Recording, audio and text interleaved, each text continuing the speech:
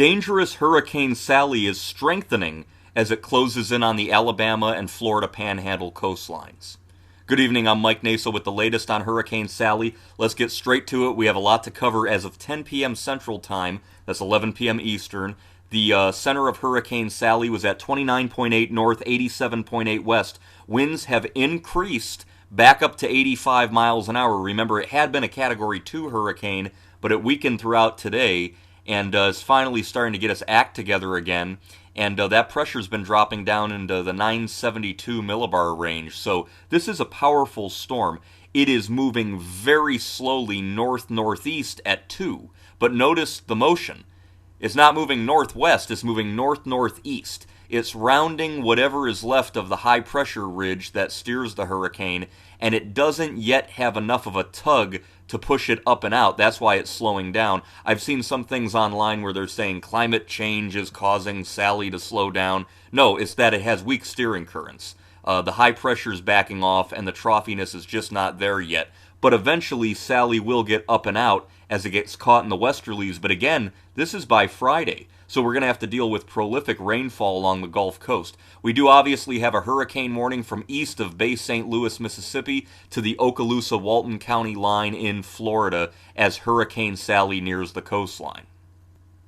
Here's the latest infrared satellite imagery. What a good-looking hurricane, much better defined than it was earlier, is starting to finally pop out a persistent eye, and it is not that large spatially, but it's moving slow enough for these thunderstorms and the rainfall to really impact the coastline there. Look at this beautiful outflow around it, good-shaped form, classic-looking hurricane, Hurricane Sally there. It is directly south of Mobile Bay, if anything, a little south and east of there, moving north-northeast. So if you're in downtown Mobile, it's looking better for you, but don't let your guard down now. Obviously, if you're in New Orleans, it's looking great for you because you're having winds offshore, which is much better than having an onshore flow.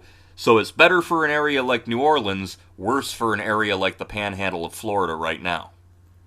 The exact location of landfall, when it does eventually make landfall in 12 to 24 hours, I think right now, Gulf Shores, maybe Pensacola, Perdido Key, you guys are looking like you could have the official point of landfall, but remember, it's not like we're dealing with a major Category 4 hurricane like Laura. So even though it's going to be strengthening, it looks like, and stronger than what we thought a few hours ago, the rainfall and the water is the big threat with this one. Nevertheless, severe weather is possible, onshore flow. You can see cities here like Navarre, Santa Rosa Island, Fort Walton Beach, Pensacola Beach. You guys are all going to have that water rise and hurricane conditions as Sally moves on in. Here's the radar out of Mobile, and I'm seeing two things that are totally different than what we saw earlier. Number one is clearly begun some kind of motion there. It's not completely stalled out as it seemed before, or meandering as much. It's clearly starting to make that motion towards the north-northeast. That's number one. Number two, this is a much better organized hurricane. Look at the southern eye wall is closed off now. The northern eye wall is strengthening. It has a much better defined radar presentation than what we were seeing earlier. And again, this is a sign that it's strengthening, and the planes flying out there are saying, yes, it is. In fact, we're seeing winds close to 100 miles an hour very near the surface. So the Hurricane Center has it strengthening, and it could get close or even cross the Category 2 threshold again. So this is a potent hurricane, okay? Now, the threat of water, as I mentioned, is the biggest threat with it. You can see storm surges 3 to 5 feet in Mobile Bay. But look at this, Pensacola Bay. Remember yesterday we were talking 1 to 2 feet, maybe 2 to 3. Now it's 4 to 6, okay? And that's because the storm's coming in further to the east. And so the right side of a hurricane, the onshore flow, is where you get the most water rise. And right now that is looking like areas here right near Dauphin Island all the way over to the Walton Bay County line, including Mobile Bay and Pensacola Bay. So again, stay away from low-lying areas, and if you're told to evacuate by local officials, do so. Although I got to tell you, the conditions there right now are nasty. There's tropical storm and hurricane type conditions. In fact, let me go to these stations here. I'm going to check these out. I'm checking them out in real time with you, and the time I'm recording this is about 11:30 on the dot. to see some of these weather stations. This is Pensacola, and you can see, look at that graph here. They are now in moderate flood stage. Okay, so the pressure is dropping 1,001 millibars. Wind speed is 6 knots. So the wind isn't too bad at Pensacola, but look at that water rise over the past couple of days, and now it is starting to be in the flood stage. And so it's not even a quick surge as much as just a gradual water rise. These are areas of coastal flooding. You can see here, this is near Apalachicola, still higher than what the prediction would be. And that's all to the right of the center. Of course, right here in the area of Alabama is where you're going to see landfall. And this is Weeks Bay, and you can see that they had high water all day. And then this is near Dauphin Island, and they are reporting 997 millibar pressure there and high waters in the flood stage. So again, this is all going to get worse as Hurricane Sally moves in. But again, just a lot of buoy reports, a lot of coastal flood warnings, and a lot of heavy rain. Look at this. You could have 15, 20, maybe even 30 inches in some areas there along the Alabama coast. And remember, I always show this graphic when we have a slow-moving storm. If the storm moves about 10 miles an hour, you'd get 10 inches. Sally's moving at 2 miles per hour. I don't even have that listed. That's when you get 25, 30 inches of rain, and that could cause prolific flooding. So here in the Panhandle in Alabama, where the hurricane keeps this slow motion, look out for heavy, heavy rainfall. You can see there's obviously that flood threat going all the way into Georgia, and there is also the threat of severe weather.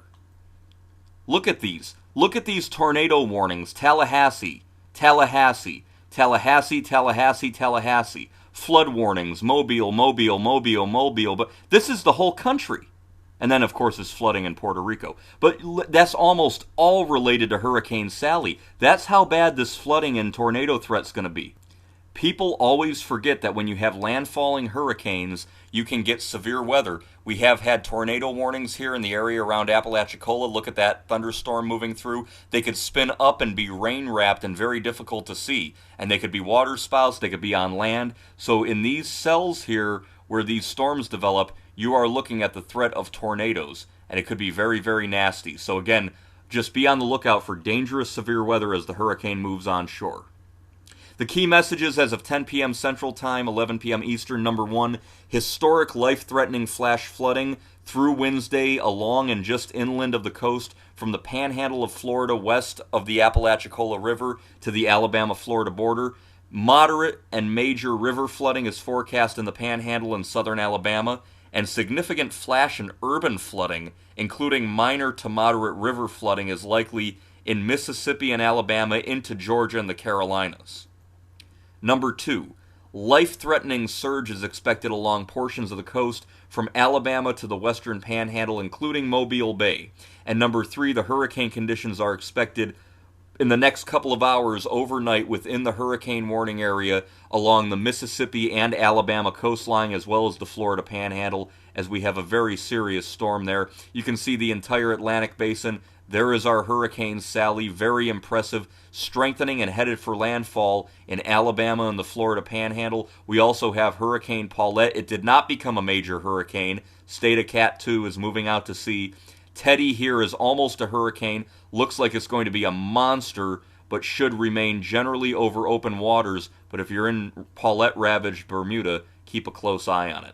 So again, the tropics are very, very active, but our main concern tonight is this Hurricane Sally getting much better organized here off the coast of Alabama, forecast to bring prolific historic flooding to areas of Alabama, Mississippi, and the Florida Panhandle. Batten down the hatches, Sally is going to strike in the next 12 to 18 hours. I'm Mike Nasel with the latest update on Hurricane Sally, and I'll talk to you guys later.